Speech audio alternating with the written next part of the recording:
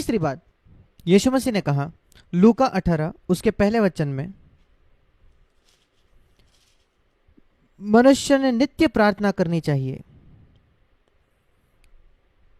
नित्य प्रार्थना करना, हर समय प्रार्थना करना। और ये फिर एक बार दोहराया गया है दूसरे कुछ वचनों में। मैं आपको दिखाना चाहता हूं, इफिसियों की पत्री उसका 6वां अध्याय, शैतान के विरुद्ध खड़े होने के विषय में लिखा है 18 वचन, हर समय और हर प्रकार से आत्मा में प्रार्थना, पवित्र आत्मा में। यह जरूरी नहीं है कि शब्दों से, हम बार बार शब्दों से 24 घंटे बात नहीं कर सकते प्रार्थना में, नहीं। प्रार्थना हमेशा अपने आत्मा में, आपकी आत्मा में, पवित्र आत्मा में, हर समय। और मैं आपको समझाऊंगा ये इसका अर्थ क्या है एक क्षण में। या पहला थिस्सलुनीके उसका 5वां अध्याय और उसका 17वां वचन, यहां लिखा है निरंतर प्रार्थना में लगे रहो, हर समय प्रार्थना करो, नित्य प्रार्थना करो और निरंतर प्रार्थना करो बिना रुके, और आत्मा में हमेशा प्रार्थना करो। जब मैंने इसको पढ़ा, मैंने कई गवाही पढ़ी थी जब मैं जवान मसीह था, जब मैं दूसरे लोगों की बायोग्राफीज पढ़ता था, मसीह लोगों की। मैंने ऐसे लोगों के विषय में पढ़ा है जो हर दिन 2 घंटे प्रार्थना करते थे, या कुछ लोग 4 घंटे प्रार्थना करते थे। कुछ लोग किसी को मिलते नहीं थे, 12 बजे तक, दोपहर तक वो समय प्रभु के साथ बिताते थे। और मैं काम करने वाला व्यक्ति था, मैं नेवी में काम करता था। मैं कहता था मेरे लिए असंभव है, मेरे पास तो काम है करने को। और कभी कभी सुबह 6:30 बजे मैं काम पे जाता था, शिप पे मैं था, जहाज पर मैं ये कैसे कर सकता हूँ? कैसे मैं हर समय प्रार्थना कर सकता हूँ? और कैसे मैं 2 घंटे प्रार्थना कर पाऊंगा, 4 घंटे प्रार्थना कर पाऊंगा? मैं वो सारी गवाही पढ़ के मैं चुनौती नहीं पाता था। मैं ईमानदारी से कहना चाहता हूँ, मैं निराश हो जाता था। और मैंने कहा प्रभु, मैं ईमानदार होना चाहता हूँ, मैं ये नहीं कर सकता। मैंने कहा इसके बजाय कि मैं लोगों की बायोग्राफीज पढूं जो सिर्फ मुझे निराश कर रही है, मैं बाइबल में देखता हूँ बाइबल क्या कहती है। और मैं बाइबल में नहीं पढ़ता हूँ कि पौलुस या पतरस ने 1 घंटा, 2 घंटा, 4 घंटा प्रार्थना की है। वो बताते नहीं उन्होंने कितने समय प्रार्थना की, क्योंकि यीशु मसीह ने कहा जब आप प्रार्थना करते हो किसी को जानने मत दो आपने कितनी प्रार्थना की। फिर कैसे ये लोग घमंड करते हैं, प्रचार करते हैं कि वो 4 घंटे प्रार्थना करते हैं, 2 घंटे। मैं उनका न्याय नहीं कर रहा, मैं बस ये कह रहा हूं कि यीशु मसीह ने कहा जब आप प्रार्थना करते हो किसी को जानने मत दो। भले ही आपने 2 मिनट प्रार्थना करने की हो, किसी को जानने मत दो।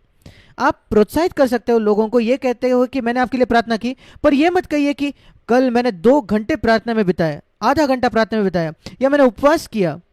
हम किसी विषय में बात कर सकते हैं काफी भूतकाल में, अगर वो होगा तो दूसरों को चुनौती करने के लिए, पर यह नहीं कि कल मैं उपवास करता था, या 3 दिन मैंने उपवास किया कल, या 3 दिन पहले। ये सिर्फ आदर प्राप्त करना है। और यीशु मसीह ने कहा आपको कोई प्रतिफल उससे नहीं मिलेगा, कोई आपकी प्रार्थना का उत्तर नहीं मिलेगा, उपवास का प्रार्थना नहीं मिलेगा, प्रार्थना उत्तर नहीं मिलेगा। मत्ती 6 में उससे मैं स्वतंत्र हो गया, निराश होने से, दूसरों की गवाही से, जो कई घंटे प्रार्थना करते थे, उनके बायोग्राफीज में लिखा होता था। मैंने जब बाइबल को जाकर देखा, बाइबल में यह नहीं लिखा कि कितना घंटा हमने प्रार्थना करना चाहिए, वहां लिखा है हर समय बिना रुके। फिर कितना समय मुझे प्रार्थना करना है? 24 घंटे, 7 दिन 1 हफ्ते के। और मैंने कहा 24 घंटे 7 दिन में क्या करता हूं? सांस लेना। मैं 24 घंटे दिन में सांस कर लेता हूं। अगर कोई मुझसे कहता बिना रुके सांस लो, मैं कहता अरे क्या मुझे बार बार सांस लेनी पड़ेगी? मैं निराश नहीं होता, मैं कहता हूं हाँ जरूर, अगर मैं श्वास लेना बंद कर दूं तो क्या होगा? हाँ, मर जाओगे। फिर मैंने समझ गया बिना रुके प्रार्थना करने का अर्थ है कि सांस लेना बिना रुके। वो मेरे लिए बोझ नहीं बना। क्या आपको बोझ लगेगा अगर आपको कहीं कहीं बिना रुके सांस लो? नहीं, हम डरते नहीं, हम ये नहीं कहते कि ये तो असंभव है, एक छोटा बच्चा भी कर सकता है। बिना रुके प्रार्थना करो। और मैंने कहा प्रभु आप मुझे प्रार्थना करना सिखाओ, ये नहीं कि जो बायोग्राफीज में लिखा है, पर जैसे बाइबल मुझे सिखाती है। कई बार कई मसीह बायोग्राफीज पढ़ते और वो निराश हो जाते, मैं तो निराश होता था। और मैं फिर एक बार बाइबल के पास आया, बाइबल से मैं कभी निराश नहीं हुआ, क्योंकि वहां पढ़ते हो लोगों की खामियां। पौलुस एक बार एक महायाजक पर चिल्ला पड़ा उसके जीवन के अंत में, वो उसको गुस्सा हो गया, पर उसने तुरंत माफी मांगी। मैं उससे प्रोत्साहित होता हूं इन बातों से। ये नहीं कि मैं गुस्सा करूं, पर हमेशा नहीं होना चाहिए। पर अगर कभी कभार ये हुआ तो हम उसको तुरंत सही बना देते हैं, वो बात है। पर मैंने बाइबल में देखा कि प्रार्थना एक ऐसा है जो बिना रुके मुझे करना है, बिल्कुल सांस लेने जैसा। मैंने कहा प्रभु मेरे प्रार्थना के जीवन को तो ऐसा बना जहां एक निरंतर की एक अचेत अवस्था में, जहां मैं बिना जाने मैं तेरे साथ संगति में हूँ। मैं श्वास लेते वक्त मुझे जानकारी नहीं होती मैं सांस ले रहा हूँ, सोते वक्त भी। अब मैं इतने दिन से बात कर रहा हूँ, इतने देर से मैं सांस ले रहा हूँ, पर मैं नहीं जानता कि मैं सांस ले रहा हूँ। वो अचानक होता है, अपने आप होता है, पर मैं हर समय सांस लेता हूँ। और मैं कहता हूँ प्रभु, मैंने पूछा प्रभु से कि प्रभु प्रार्थना क्या है? प्रार्थना एक ये बताना है कि मैं बिल्कुल असहाय तरह पे निर्भर हूं परमेश्वर पर। वही तो प्रार्थना है। जब मैं प्रार्थना करता हूं मैं कह रहा हूं प्रभु मुझे तेरे सहायता की आवश्यकता है, वही प्रार्थना है। खाली हाथों के साथ जाना और कहना प्रभु मुझे तेरी सहायता की आवश्यकता है। मैं स्तुति के विषय में नहीं कर रहा हूं, स्तुति करना अलग है, धन्यवाद देना अलग है। प्रार्थना है कि मैं कहता हूं प्रभु मुझे तेरी सहायता की आवश्यकता है, और मैं कहता हूं मुझे वो 24 घंटे उसके सहायता की आवश्यकता है। 7 दिन जब मैं सो रहा हूं, हर समय मैं एक ऐसा जीवन चलाना चाहता हूं जब मैं हमेशा परमेश्वर पर निर्भर हूं। और जो चित्र मुझे मिलता है, जो मेरी सबसे ज्यादा सहायता करता है, वो है यूहन्ना 15 में, यूहन्ना 15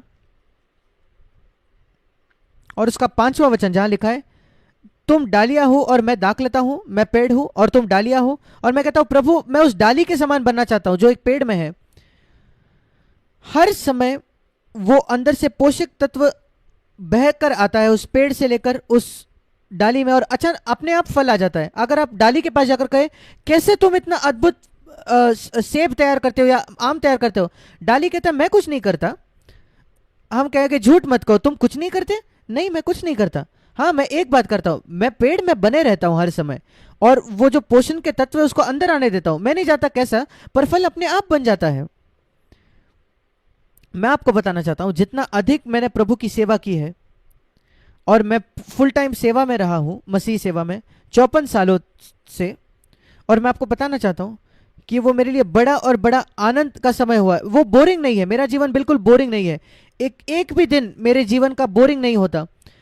नीति वचन 14 और उसके 14 में लिखा है, लिविंग बाइबल भावानुवाद कहता है ईश्वरीय व्यक्ति का जीवन बहुत उत्साही होता है। कुछ बोरिंग नहीं होता है एक ईश्वरीय व्यक्ति के जीवन में। और ये एक जीवन है परमेश्वर पर हमेशा नित्य निर्भर होने का। प्रभु मैं अपने आप कुछ नहीं कर सकता, मैं तुझ पर निर्भर होता हूं। अगर मुझे बात करना है तो मैं प्रभु पर निर्भर होता है। मुझे कुछ भी प्रभु के लिए करना है, अगर कोई समस्या एक कलीसिया में सुलझानी है, मैं कहता प्रभु मैं नहीं कर सकता, मैं तुझ पर निर्भर होना चाहता हूँ। ये अद्भुत जीवन है, इसमें कोई तनाव नहीं है। आप एक डाली से पूछिए क्या बड़ा दबाव है हर समय फल उत्पन्न करना? नहीं, ये तो आसान नहीं बात है। मैं सिर्फ पेड़ में बना रहता हूं और उसका पोषण मुझ में बहता है। यही प्रार्थना है। जो डाली है वो पेड़ में, और बार बार वो पोषण उसमें बहता है, हमेशा वो संपर्क में है पेड़ के साथ। ये एक अद्भुत जीवन है जहां यिर्मयाह 17 में लिखा है, एक ऐसा पेड़ जिसके जो जड़ है वो नदी के तरफ जाते हैं और हर समय पानी खींचते हैं। ये दूसरा एक चित्र है हर समय प्रार्थना करने का। यही हमें पहचानना है प्रार्थना के समय। प्रभु तू मुझे ये जीवन सिखा। दूसरे शब्दों में, मैं हर समय तुझ पर निर्भर होना चाहता हूं। जब मैं प्रार्थना कर रहा हूं हर समय, प्रभु मुझे सहायता चाहिए। यद्यपि मैं मुंह खोल के ना कहूं कि मेरी सहायता है प्रभु, पर मेरा रवैया प्रभु वो देख रहा है। प्रभु मेरे सिर्फ शब्दों को नहीं सुनता, वो मेरे दिल को देखता है, मनोभाव को देखता है, मेरे शब्दों से भी ज्यादा। कई बार लोगों के शब्दों और प्रार्थना बिल्कुल पाखंडी होते हैं, दिखावे के लिए।